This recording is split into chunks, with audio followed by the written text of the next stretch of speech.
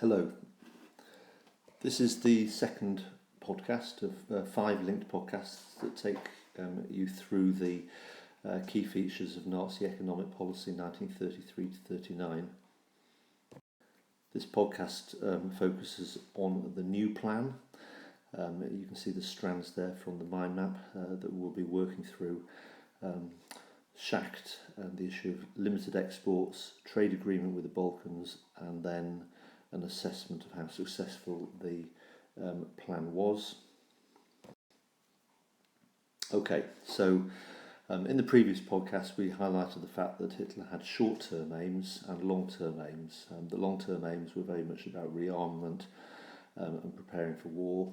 The short-term aims, which were more open to the German people because they would make Hitler popular, were about creating jobs, and indeed that was the absolute the key short-term aim that Hitler had when he became Chancellor in January 1933. So, as you can see here, there's the key issue for Hitler. He had promised to create jobs for the 6.1 million unemployed Germans who had lost their jobs as a result of the Wall Street crash. So he appointed this guy here called Hjalmar Schacht. Notice the spelling, SCH and CH there, as a Minister for Economics. In the exam you don't really need to use his first name. I'm sure it will impress an examiner if you can use his first name. Just notice the fact there is a J in there as well.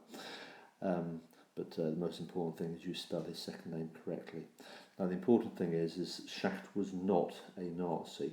Okay, he was a very, very famous and respected financial expert. Famous because way back at the end of 1923 and the beginning of 1924, when Hitler was in jail at the time, it was Schacht, you may remember, who you may remember the Rentenmark that was created to effectively rebuild the German currency. Following the hyperinflation which had devalued the mark. Okay, so Schacht was well known across the world, and that was important as well. It was about giving people confidence in the Nazis. Many people in 1933 did see the Nazis as thugs, and they weren't convinced that they would be able to run the country. So putting a highly respected man in charge of running the economy was a very clever move by Hitler. It won him support at home, but also it won him support in other countries, in particular Britain and also France, but and definitely America as well. And Hitler needed to present a picture to Britain, France, and America that he was a reasonable, peaceful leader. But remember, that was the persona he was trying to put across at that time. Okay, so he gave Schacht complete power, okay, effectively like a blank cheque to reorganise the economy. His main brief, 2 things. 1, create jobs, okay. 6.1 million people unemployed, it was a big election promise. And secondly, to provide the people with consumer goods. There's no point having a job unless you've got unless you've got things to spend your money on. Hitler realised that if he creates full employment, then the people will expect to be able to go to the shops and to be able to buy things other than basic commodities.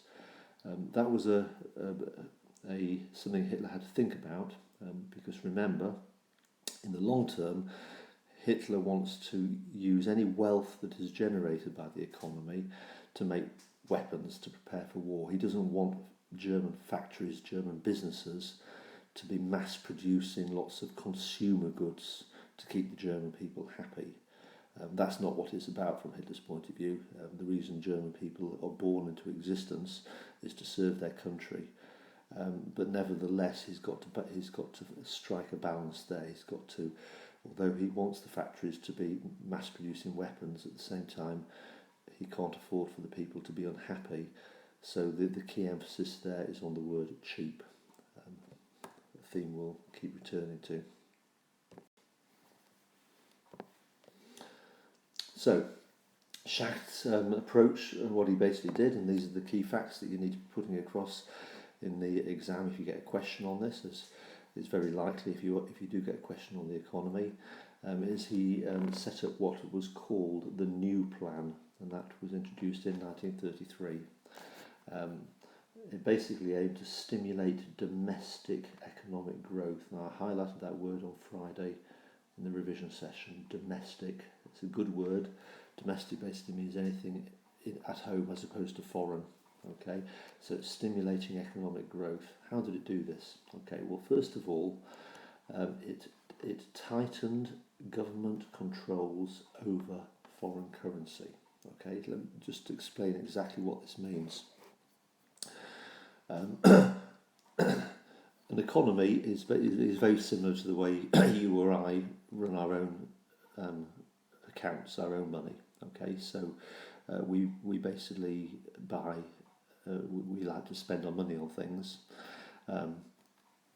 Using an analogy here, if we were to go abroad, if we were to go on holiday, the first place we would go to before we go on holiday would be to go to a travel agents to buy some foreign currency. Okay, well, it's exactly the same with businesses. If a big part of any business is to buy and sell abroad for many businesses. Okay, so you may import, that's buying from abroad, raw materials, say, or manufactured parts, things that you can get more cheaply from another country,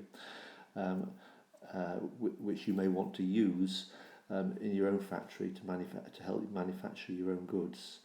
And then whatever you produce, you sell, and hopefully you will sell abroad. Okay, so that's what we call export-oriented business. Okay, where you're buying and selling with other countries. Now, clearly, if you're going to buy anything from another country, you need to have foreign currency.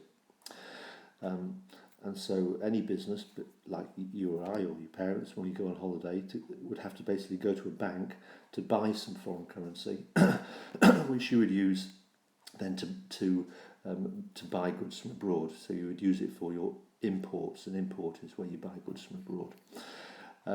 So Hitler very quickly latched onto the fact that if the government took control over the supply of foreign currency, that would be a way of controlling what German businesses made. Okay, so that's the point there. It meant that the Nazi government could dictate to German businesses what they could import from abroad. So Schacht's New Plan was very much about bringing German businesses under his control. Now, Schacht's aim then was basically to use this to promote labour-intensive businesses. So effectively to ensure that businesses were buying goods from abroad which wouldn't slow down the creation of jobs. Because basically he wants the German business owners to employ lots and lots of people. So effectively, when a business went to the bank to ask for money, the question would be asked, why do you want foreign currency? Okay, and they had to justify it basically, and if they couldn't justify it, then they were not given foreign currency. So it was a way of controlling the way German businesses worked. German businesses were still privately owned, a businessman could still make profit, but it was a way of bringing them under the control of the German government.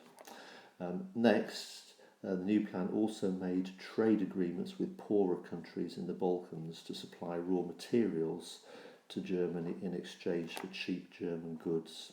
Okay, now the Balkans are these countries in southeast Europe, countries like Romania, Yugoslavia, Bulgaria, Greece, Albania. Those countries they're in Germany's back garden, so to speak. Poor countries, they want to create trading partnerships. So basically, Schacht set up agreements with these countries on terms that were laid down by Germany, and a lot of it was basically we will trade with each other, but we won't actually use foreign exchange. So that was a way for Germany to save valuable foreign exchange as well, also part of the new plan. Because Schacht didn't really realise this, but another reason for doing this is all these countries lay to the east, and of course, as we know, Hitler's big plans were to invade east eventually, and that paid off 7 or 8 years later. Most of these Balkan countries, because their economies were tied to Germany's economy, effectively became German allies in World War II. Okay, so was it successful? Yes, in many ways it was. Schacht, as I say, was a wizard when it came to running economies. Germany's production was up by 50% on 1933 in 1935, so learn that figure.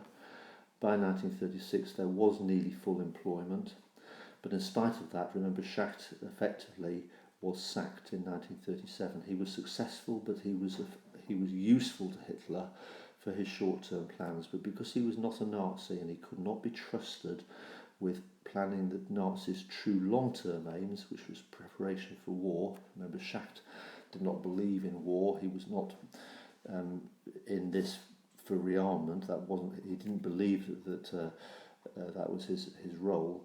When Hitler revealed the fact that all of his economic plans were about preparation for war, and he did reveal that in 1936, Schacht protested, and he was then sacked.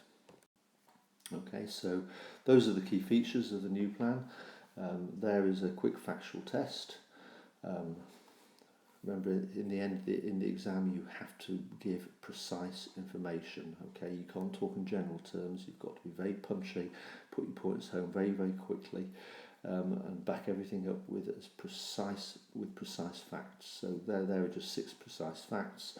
On the next slide, there are the answers. So you can quickly use this to test yourself. Just press pause and then press play, and you will see the answers. So there are the answers. Okay. Next podcast, we'll move into what happened after Schacht was dismissed. In other words, the 4-year plan led by Hermann Göring.